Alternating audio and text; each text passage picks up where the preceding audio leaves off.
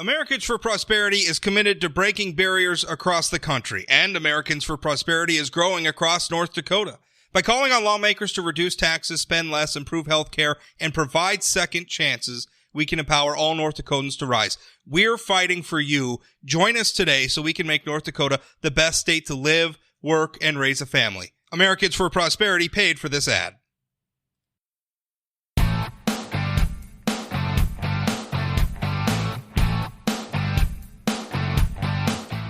Governor Doug Burgum, how are you, sir? Morning, Rob. Great to be with you. It was interesting. Just before I hit record, we were talking. We got some hot off the press news from organization 24/7 Wall Street. They're one of those websites that do the rankings of various things by state. And I guess North Dakota got some pretty good news on our friendliness to business.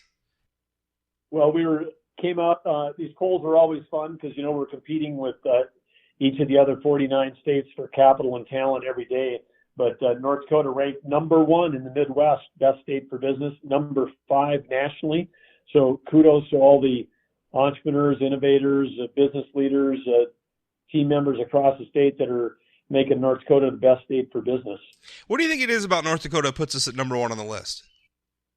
Well, in terms of their criteria, they've got everything: average earnings per job, adults with bachelor's degrees, venture capital, real GDP change. So theirs is really driven by metrics and performance, and so from that standpoint, it's a combination of everything. But I think if you've got the right environment where we've got taxes that are low and regulations that are based on common sense, and a regulatory and government structure that understands that all the tax revenue that comes into the state of North Dakota comes from economic activity, and therefore we should be in the business of trying to responsibly help economic activity. I think that basic understanding is part of what has always made North Dakota a great place to do business, and it's fun to see us rising in the ranks. North Dakota. When I look at North Dakota's business situation, I think we're great. I think we're a great place to do business. Great people, great environment. It's always the diversification thing. And I know you've been talking about it. People who have held your office before you have been talking about it. Folks in the legislature have been talking about it for a long time. We do a lot of agriculture, which is wonderful. Agriculture is wonderful. We do a lot of energy. Energy, too, is wonderful. But those are the two biggest slices of our pie. We need other slices of the pie. We need a bigger pie. We want oil and agriculture to stay or even get bigger if possible. But we want other, so there's a smaller part of a bigger pie, I guess is what I'm trying to say. We need to diversify in our state. How do we get there? Because, and especially one thing, we just heard the legislature was getting some revenue numbers. I'm sure you saw this as well, where you have the oil industry coming in, and you have Lynn Helms, who works for you under the Industrial Commission, Department of Mineral Resources, basically saying, listen, oil's going to plateau within the next 5 years. Within the next 15 years, we're probably going to start seeing oil production go down. That means tax revenues are going to go down, and not just direct oil tax revenues, but if there's less oil activity, there's going to be less commerce around the oil industry. There's going to be less employment around the oil industry.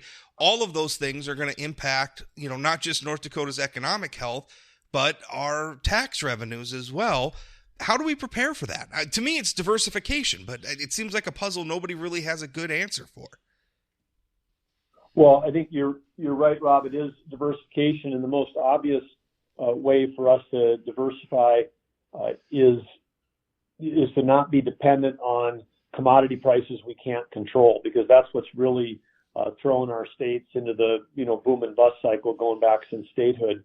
If we can't control commodity prices, then whether it's a Russian grain embargo or China putting tariffs on soybeans, then those can have, cause wild swings and big impacts on revenue in the ag sector. Been oil shocks around the world historically that have sometimes set the world into recession. Less likely now that the United States has achieved really for the first time energy independence and energy security, where we're now the largest producer of energy and the largest exporter. I mean, that's, the biggest geopolitical change in our lifetimes is, you can have a drone strike, in Saudi Arabia perhaps coming from Yemen that blows up 5% of the refinery capacity. If that had happened back when I was in college, we'd have been, back in the gas lines and $8 or $10 barrel, $8 or $10 a gallon at the pump. Well, sure, that's on page 12 and didn't even change the price of gasoline. But I think adding value. So that's why trying to attract industries like petchem, where we can add value to all the natural gas we have. Because even if oil might decline, we got a huge gas resource. Soybean plants, adding that value add, and then, as you say, diversifying completely away to things that are not related to ag and energy, and we do that through the technology industries.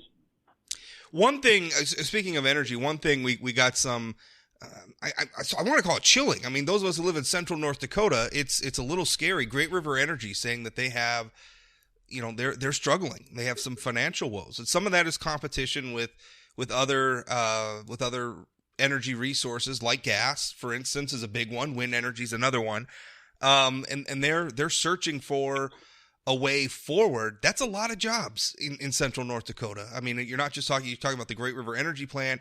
You're also talking about the Falkirk Mine, which is separate, but basically 100% of their output goes to Great River Energy. I mean, coal nationally has been taking it on the chin. North Dakota's been more resilient because we're kind of where our lignite mines are right on top of the power plants are right on top of the lignite mine. So that cuts out transportation costs, gives them a competitive advantage. But now it seems as though a lot of coal's national woes may be starting to come home to North Dakota. I don't want to see coal go away. I think there's still very much a future for coal. What do we do about it?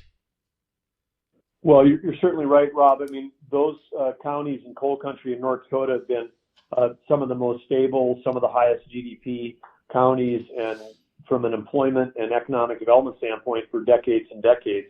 And we do need to fight to preserve those industries. But we've got the realities of what I think is a broken electrical market, because the way pricing occurs, every day buying electricity on the grid occurs on variable cost. Well, if you've got wind, which has got zero variable cost, that it can bid lower than coal on any given day, then the market's going to take the wind electrons versus coal electrons. But what that does is it puts the entire U.S. electrical grid at risk, because you have to have a thing called base load. Sometimes the wind doesn't blow, sometimes it doesn't blow at night, the sun doesn't shine at night, and the renewable energy, which are variable as opposed to constant, which is what we need for the base load and need for the resiliency, they get treated the same from a pricing standpoint. And I think, again, we've given a lot of subsidies at the federal level, not we, but the federal government's given a lot of subsidies out to support diversing towards renewables, but that creates, a competitive imbalance in the market, and we're eroding our base load capacity. And we've seen this happen in Australia. It's happened in Germany, where suddenly, fully developed countries that went too far too fast to renewables ended up with brownouts for their manufacturing sector because they didn't have the base load. So we have to really be thoughtful. And it's one of the reasons why we, indicated that, as a state, we've got to do a better job of really building a long-term energy plan and try to have our own voice in that, because their unintended effects of federal programs like some of these subsidies can really impact the resiliency of our nation's electrical grid. It's interesting. When I had Senator Kramer on the podcast not that long ago, and one thing that he said that he wants to push for, and obviously this is more something that can be done at the federal level, but he wants to push, and in fact, he talked about, he actually held up, we all know what a great friend he is to President Trump, as you were campaigning for him in Iowa not that long ago. That Senator Kramer actually held up one of President Trump's appointments to FERC, the Federal Energy Regulatory Commission. I think I got that right. Where, because basically he wants to see power sources like coal and even power sources like nuclear, which is less a factor here in North Dakota, but certainly it's a part of our regional grid. He wants to see them get credit for being baseload constant supply. I mean, because the energy markets aren't really a market. I can't choose where I get my electricity from, right? Like I can choose between Target or Walmart. I have a utility basically that I have to pay for my electricity. That's just the way the market is now. So a lot of this is up to the government, and he wants the government to say, listen, coal gets credit because coal can always be there. It doesn't matter if the wind's blowing or not blowing, if the sun's out or not out, or if it's 100 degrees above zero or 30 degrees below zero. Coal is always there. He wants them to see them get credit. Do you think that's part of the solution? Absolutely. It's what I'm saying is we have to have a market that gives credit for those that are providing the base load that's always there versus just having it be priced every single day on variable costs. Because otherwise we're going to end up with each individual company may try to optimize for themselves, and in doing so, they might say, hey, we can make more money on wind than coal, let's all do wind. And then if everybody moves towards a variable source with no base load, then we end up with the missing out on the resiliency, the consistency, and the power we need to grow and expand our manufacturing base, and really to expand the energy business in North Dakota. All of the gas processing plants in North Dakota consume a lot of electricity, and we've got a growth of electricity demand in our state that's estimated we need another 1,000 megawatts in North Dakota. So we're at a time where probably some of the strongest growth of electricity demand in our state ever is going to come in the next 10 years. It's not a time for us to be shutting down electrical capacity. We need to be expanding it. I always think markets left to their own devices generally chase what works, right? What is going to strike that right balance between what people want and what we're able to produce. Obviously, needs some level of regulation to make sure that bad actors are held accountable, people who are being irresponsible or people who are being fraudulent. But generally, markets pursue what's right and what works. I always worry that, and I think we're seeing it with the energy markets, that when politicians get in, they put their finger on the scale, and now the market starts chasing politics as opposed to what works. Do you think that's what's happened in energy? Well, I think if you go back to the beginning of the Obama administration, where they had a belief, and if you look at the charts of U.S. oil production at that time, we were at 6 million barrels of oil today as a country. And then you would say, where's that headed? I mean, it used to be at 10, it's down to 6. Hey, we better come up with a bunch of alternative energy. Nobody anticipated that technology and innovation would drive us from 6 million up to over 12 million barrels a day as a country. And in doing so, it completely, blew up all the economics of of this push towards new revenue, new energy sources, and therefore then the Obama administration stepped in with subsidies, for renewables, and that really created a lot of market distortions. And then I know there's again a lot of concern about carbon-based industries, but if you take a look at the last 40 years of the coal industry and you look at how they've removed almost all of the air quality issues, whether it's NOx or SOx, sulfur oxide, taking all that out, and what's left is carbon dioxide. And carbon dioxide sometimes, gets listed. I mean, if you talk to young kids, that's like the devil element on the periodic table. But, carbon is it's an essential for life. It's needed for plants to grow. We are carbon-based life forms. Yes, exactly. We are, and we can use carbon, for enhanced oil extraction, a lot of other approaches. So, I mean, it's like one thing that the state of North Dakota has really done is tried to step up and help on, partnering with the private sector on R&D research to how can you actually get to the point of having clean coal. When the U.S. government during the Obama administration put the clamps down on coal and restricted their access, to capital markets, and their profitability got squeezed, companies in those situations stopped. They do less R&D. It was time we needed to do more R&D because you know what? People are building coal plants all across India, all across China, even in some places in Europe, because everybody needs base load. They're building those, and they're building them with 1970s and 80s technology, which isn't as clean as even what we're using today. And so, the U.S. could have been in a position to be an exporter of clean coal technology right now, and instead, this industry's, fighting for survival in part because of intended and unintended effects of the prior administration. Well, when I talk to the coal guys, that's exactly what they say is listen, we have gotten better. Coal in 2020 is a heck of a lot cleaner than coal in 1970. And they're saying we still have room to improve. We could still get better. And I'm looking at that, and then I'm also looking at the fact that we have, a centuries-long supply of lignite coal right here in North Dakota. Why wouldn't we use this resource? I mean, it seems like leaving it in the ground is a terrible idea and a real waste. But I want to keep moving. There's been, speaking of just sort of environmentalism and energy and everything, there's been some controversy in Bismarck over a mural of Greta Thunberg. Now, Greta Thunberg's not somebody whose ideas, political philosophies that I endorse, but I was disappointed to see people reacting the way they did. Just from a First Amendment perspective, I was disappointed to see people reacting the way they did to the mural. I guess maybe now it's going to be painted in Fargo instead, but other people, vandalizing other of this artist's work. I'll be honest. I'm aware of the artist and his political proclivities. I'm not particularly a fan of the guy. I'm not particularly a fan of his art, and I'm not particularly a fan of Greta Thunberg. But I'm a little disappointed in how some in Bismarck are reacting to all of this, and I really don't like the way it reflects on our state. Have you been following this story? What are your feelings on it? Well, I only peripherally, because it's doesn't really drive what we're focused on every single day. But I would think I would agree with you, Rob, on it. I mean, art is art. I mean, I look at it with a point of curiosity and say.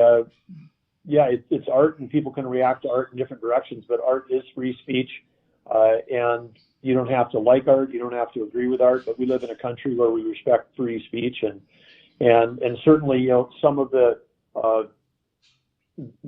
international attention, that's been given, I find interesting, but if you look at the policies underneath it, I mean, those policies, some of the policies that you'd have to say is extreme rejection of, the current economic system, because our current economic system is driven by energy, and we would be causing enormous human harm to, give up on the advancements that the world has made in the last 150 years.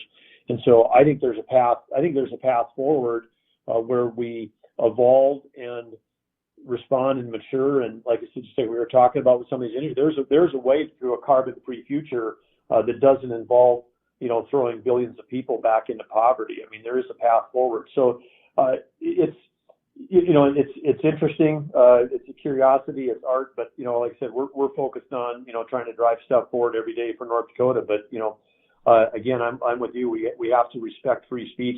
This country is going to keep moving forward, and that means respecting people's right, whether it's a tweet or a text or a post. They can do stuff. We don't have to agree with it. We also don't have to react to it. I mean, we can make a choice on how we react to it. And I choose to spend my energy on focusing on things we can control, and be glad to live in a country that allows free speech. Yeah, well, I don't know where I would be, Mr. Governor, without the First Amendment, because a lot of times I don't make a lot of friends, and I make my living by exercising my First Amendment rights vigorously. So certainly I'm going to defend it when other people, even if it's content maybe I don't like, I'm going to defend their right to say it. How did things go in Iowa, down there campaigning for President Trump? Well, it couldn't have been a bigger contrast. Obviously, the Republican caucuses, which happened statewide, made no news because the simple fact that people were able to vote and the votes were able to be counted turned out. I didn't think that was going into the evening. I didn't think that was going to be a giant differentiator, but it turned out that being able to do addition was really a big national factor. So certainly a lot of confusion. Down there. I mean, was there on an evening, and the next morning got up early and was flying back to North Dakota. But even the next morning, I think the whole state was in shock, and I feel bad for Republican Governor Kim Reynolds from Iowa, who had nothing to do with it. I saw her at the National Governor Association, and here you've got a Midwestern state with a lot of similarities in terms of small towns coming together. The night that I was there was in a school building with multiple precincts from around the area. I mean, you could have been in, Minot or Bismarck or, any city like that. And it felt exactly the same once you got inside the school, and the people and the farmers and the workers and all the people that were there. But the next day, and talking to the governor, I mean, it's been kind of an international blemish on the whole state. Yeah. unfairly because it was a catastrophe of multiple mistakes that really nothing the state had any control over. I mean, it was the No, state Democratic no. Party that was obviously in charge of their own caucus and just did not do well. What did you hear from voters there about President Trump? And I just last week I posted some polling from DFM Research. He's got a long history of polling in North Dakota, numbers I trust, showing President Trump at 62% approval among North Dakotans. Slightly lower number when put in, hypothetical head-to-head matchups with some of the 2020 contenders on the Democratic side, but still, polling in the high 50s against every single one of them, including Joe Biden, who did the best, although the way Joe Biden's been cratering lately, I'm not sure he's going to be the nominee. But still, I mean, President Trump, still very, very popular in North Dakota. What are you hearing in Iowa about President Trump? Well, it's some of the same, and I think again, Iowa was really on the brunt. We a lot of discussion every day that I don't spend a lot of time even thinking about the last 3 years, but Russian interference in elections. I mean, the most obvious attempt to influence elections to me was the last 2 years where the Chinese. I heard this directly from Trade Representative Lighthizer. The Chinese had a map of the United States by congressional districts, red ones, blue ones. They looked at the red ones prior to going into the 2018 election and said, which of those, what's the biggest thing that we're buying in China from each of those districts? Well, it turns out you carve out the big chunk of the Midwest, it was soybeans. And so they said, well, let's just, let's put tariffs like crazy on soybeans and see if we can, create political unrest and maybe we can, flip the midterms. And, there was 40 seats that went from red to blue across the country. And some of those were in swing states and some of those were in, places in ag, like in Iowa, where people, flipped because they built up a lot of agitation. You saw it tried to become an issue here in North Dakota during the 18 senatorial race. But Lighthizer said, when the president retained the Senate and after the 2018, that was the first time the Chinese came to the table and actually started negotiating. And so then, over the last year, now we end up with China phase one deal, and the Chinese are going to have committed to double the amount of ag products they're buying from the U.S. from 24 billion to 50 billion. And so, one of the things in Iowa, which is a huge soybean state, people were very happy that the president fought for, not just free trade, but, free and fair trade. And so then you've got people that, hung with them through some hard times and they're still with him now. And he, when heard him speak at the White House on Monday morning, and he brought it up, he said, farmers in America are amazing. He said, every other group, he said, I was with a group of farmers and I said, what can I do for you? And they said, we don't want subsidies. And I said, what? Everybody wants a subsidy. Who are you guys? You don't want a subsidy? And he goes, no, they just want a level playing field. So yeah. He continues to be really impressed by the ag community across the Midwest. And in that sense, Iowa's a lot like North Dakota. They're loyal to the president and glad that he's fighting for him. Well, it's such a contrast, because what I hear from Trump critics all the time is that, President Trump's just been terrible for farmers. I mean, that very much seems to be part of the Democratic message, certainly during the 2018 race, as you alluded to.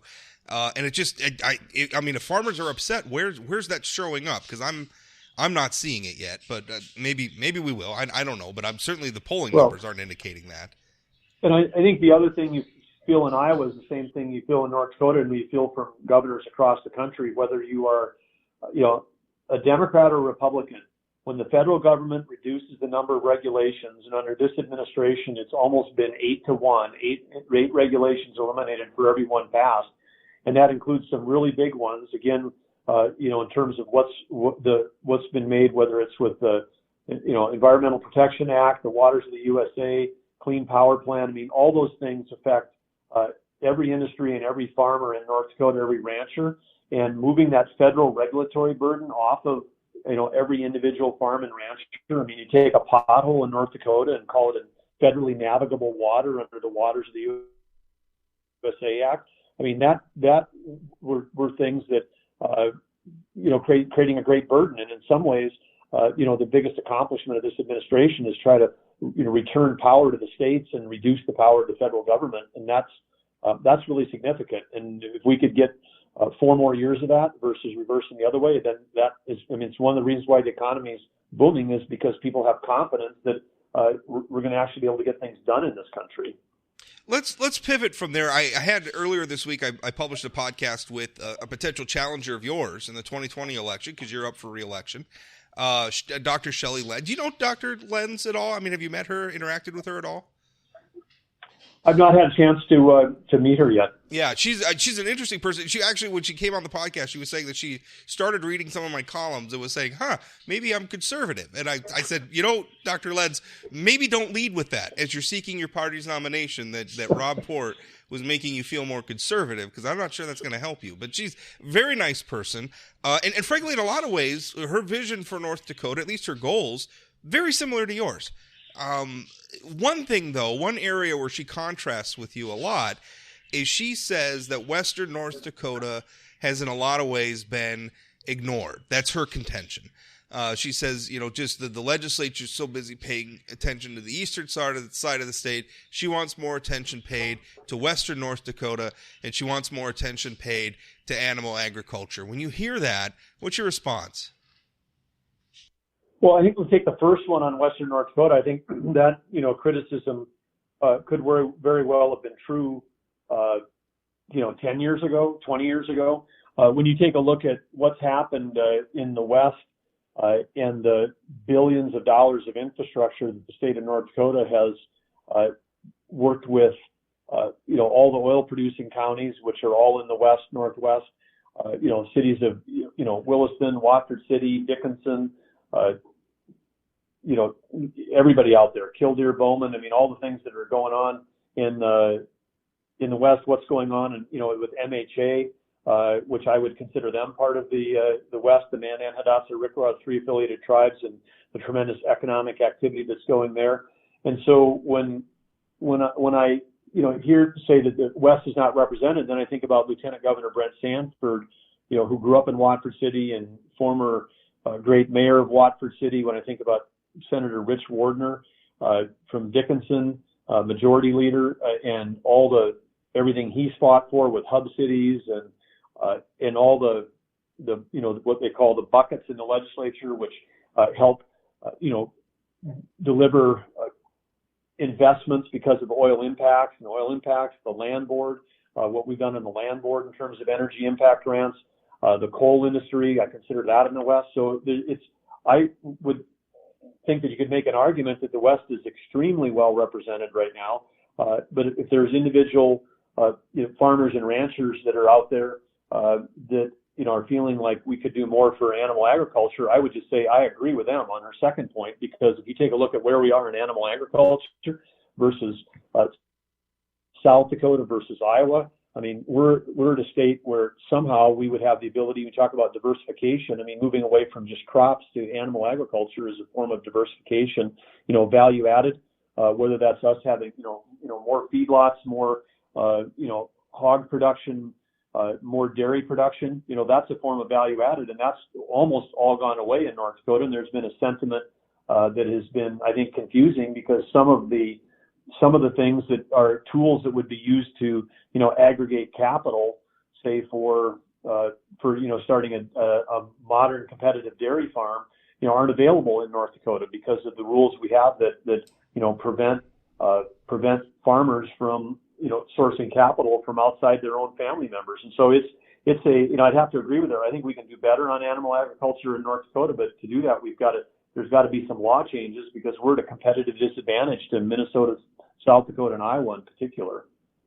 Yeah, I'm really happy to see, because I look at it the exact same thing. I mean, you wonder why should North Dakota, with all the wonderful resources and all the wide open spaces and all the opportunities we have here, why should we be trailing really anybody in terms of animal agriculture? And we are. And in fact, we've been losing ground for a long time. We've been losing ground on the dairy front. We've been losing ground almost across the board for a long time now. And I think you're right. I think a lot of it has to do with just access to capital. I think if we could get to a point where, if you and I, Governor, wanted to start the cow herding company LLC or something, and combine our resources and have capital and go out there and ranch, somebody else would have to do the ranching, because I don't know the first thing about it. But I mean, why shouldn't we be able to do that? I mean, like any other business. Like if we wanted to make donuts or wristwatches or anything else, we could do that. But for some reason, if you're in agriculture, you can't. And that just doesn't make any sense to me. Me either. And it creates a disadvantage for ag producers in North Dakota, and I don't know exactly who it's protecting, and and of course there's unintended effects from these laws the way we're set up right now, and so anyway, I'm with you on that. But we're going to make sure we continue to keep fighting for the West. I think when you're talking about cow, I've been part of a cow calf operation in Slope County since the 1990s, and got neighbors out there that have all got my cell phone number and text me, and so I am not unfamiliar with a lot of the challenges that we're facing, and of course the ranchers in the middle part of the state that we visited with, after that horrible blizzard right when they were going through weaning calves this fall, and we had people that couldn't get feed to cattle and couldn't get cattle to feed, and the roads washed out. I mean, it was like really one of the most catastrophic weather events we've ever had during harvest, with record billions of dollars in the field. The state of North Dakota, at the industrial commission level with the Bank of North Dakota, we approved a $300 million ag disaster loan program. That's not a federal program, that's a state program, and that was really by listening to farmers and ranchers across the state. So if there's any people that are listening that feel they don't have a voice, call me, call our office. Let us know, because we want to hear from you, because we are about listening to the people in North Dakota, and we said when we were running for election that we were going to represent everybody in the state, whether you voted for us or not, and we fighting every day to do that. So we'll hope that people just reach out if they feel that they have got something they want to say. We're happy to listen. Well, you promised me 30 minutes of your time, and we went just a little bit over, so we'll end things there. I appreciate your time today coming on, Governor. Well, thank you, Rob, and thanks for being an important voice in the state of North Dakota, and look forward to talking to you again.